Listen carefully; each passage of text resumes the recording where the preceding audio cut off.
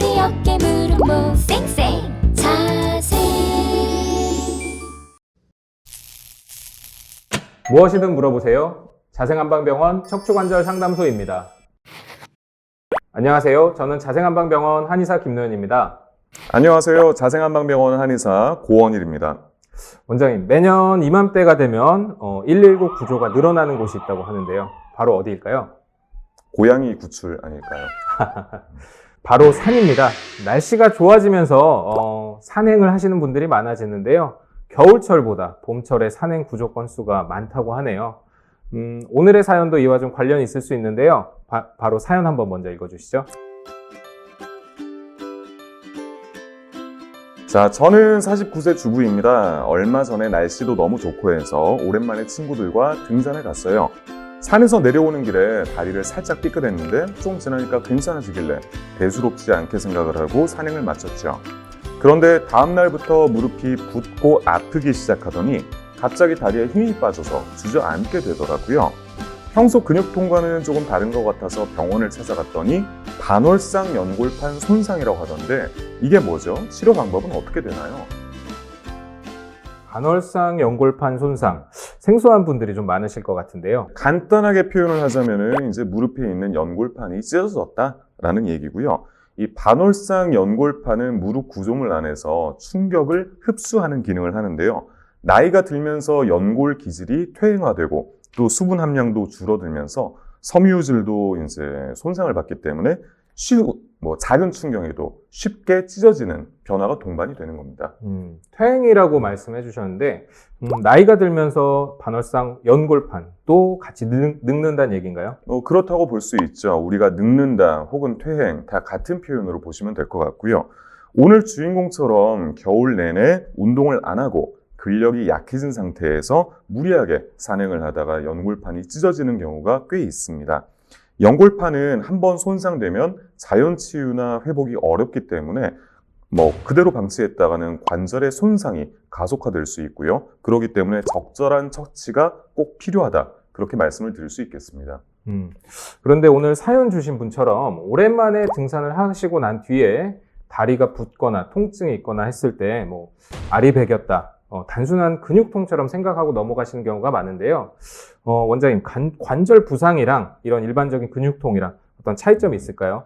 일단 근육통은 허벅지나 근육, 종아리 근육이나 허리 근육 쪽에 부적절한 긴장이나 손상으로 인해서 짧게는 2, 3일부터 길게는 한 일주일 정도까지 뻐근한 증상이 이 살이 많은 곳에 이어진다는 거고요. 관절 부상으로는 이제 오늘 사연처럼 약간 더 특이한 증상들, 예를 들어서 길을 걷다가 주저앉는다던가 무릎을 펼 때 딱 어느 각도에서 연발음과 함께 통증이 느껴진다던가 또 증상이 2주 이상 간다든지 할 수 있기 때문에 이럴 때에는 단순 근육통으로는 보기가 어렵겠죠. 실제로 이맘때쯤 찾아오시는 환자분들 중에는 인대 손상으로 오시는 경우가 많거든요. 발목을 삐어서 발목 염좌로 오시는 경우나 아니면 장경 인대염처럼 다른 부위들이 무리하게 사용한 경우가 많은데요. 일반적으로 이런 분들의 공통점이 있습니다. 초보인 경우도 많지만 운동을 좋아하시면서 과사용을 하면서 손상을 입고 오시는 경우가 많거든요. 그렇죠. 그러니까 아무래도 이런 쪽으로 부상을 입고 오시는 분들 같은 경우에는 정적인 라이프 스타일보다는 운동을 좋아하시거나 이런 액티브한 분들이 많은데 저희가 마라톤 아니면 테니스, 축구 이런 게 심폐지구력에는 도움이 되지만 무릎이나 인대 관절에는 무리를 줄 수 있습니다. 그렇기 때문에 특히나 축을 짚고 방향 회전이 들어가는 축구 아니면 테니스 이런 운동을 할 때에는 꼭 유의해서 해주셔야 됩니다. 축구 좋아하시는 분들 잘 들으셨죠? 근데 우리 등산은 봄에도 가고 여름, 가을에도 가고 하는데 유독 봄에 관절에 무리가 간다면 어떤 이유가 있을까요? 일단 겨울 내내 관절이 쉬어준 탓도 있고요.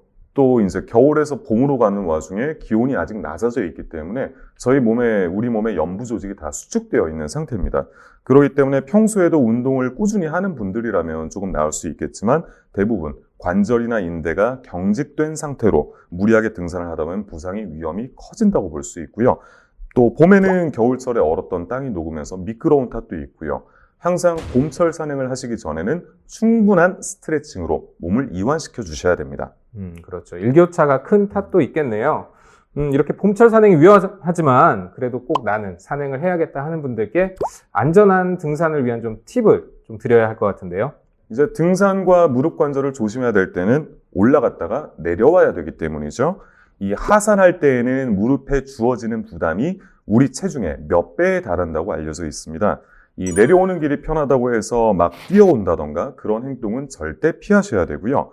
체중이 허리에 전달되지 않도록 여유를 가지고 보폭을 좁혀서 발 디딜 곳을 잘 살펴보면서 내려오시는 게 중요합니다. 이때 자세는 편안하고 피로감을 적게 느끼도록 하시는 게 좋겠죠.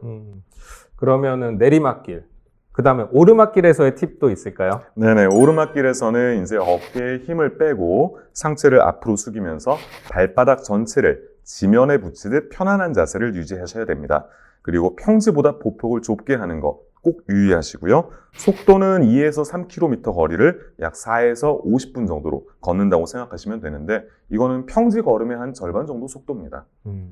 그리고 등산, 요즘에는 등산 스틱 이런 장비들을 많이 이용하시는데요. 어떤 네네. 효과가 있을까요? 이 등산 스틱을 사용을 하면 확실히 무릎에 집중되는 하중을 분산을 시켜주니까 관절의 부담을 줄여주는 역할을 하죠. 오르막일 때는 스틱을 약간 짧게, 그리고 내리막일 때는 약간 길게 해서 이 발목과 무릎으로 가는 부하를 줄여주는 게 중요합니다. 맞습니다. 저는 또 하나 강조드리고 싶은 게 있는데 바로 스트레칭이거든요. 등산 전에 스트레칭을 먼저 같이 한번 알아볼게요. 원장님께서 좀 알려주시죠. 네. 바로 선 자세에서 왼발을 뒤로 들어 올리시고요. 왼손으로 발등을 잡아주십니다. 약간 비스듬하게 당겨주시면 허벅지가 당겨지는 게 느껴지실 텐데요. 이때 10초 정도 유지하고 좌우 교대로 3번 해주실게요. 그리고 하나 더 말씀드리겠습니다. 상체를 또 풀어주는 운동인데요. 손을 깍지를 낀 상태에서 손을 위로 올리고요. 그리고 오른쪽 발을 앞쪽으로 쭉 내밀면서 가슴을 펴줍니다. 이 자세로 몸을 점점 기울여주고 좌우 교대로 3회씩 해주십니다. 원장님의 스트레칭 강의는 항상 귀에 쏙쏙 들어옵니다. 그리고 등산 후에도 마무리 하시는 게 중요하겠죠. 집에 무사히 돌아오셨다면 가벼운 마사지라든지 아니면 따뜻한 물로 조금 온찜질을 해주시면 긴장됐던 근육들을 편하게 이완시켜주는 게 부상 방지에 도움이 됩니다. 네, 그렇죠. 저는 마지막으로 꼭 당부드리고 싶은 건 자신의 체력에 맞는 산행을 하시라라는 겁니다.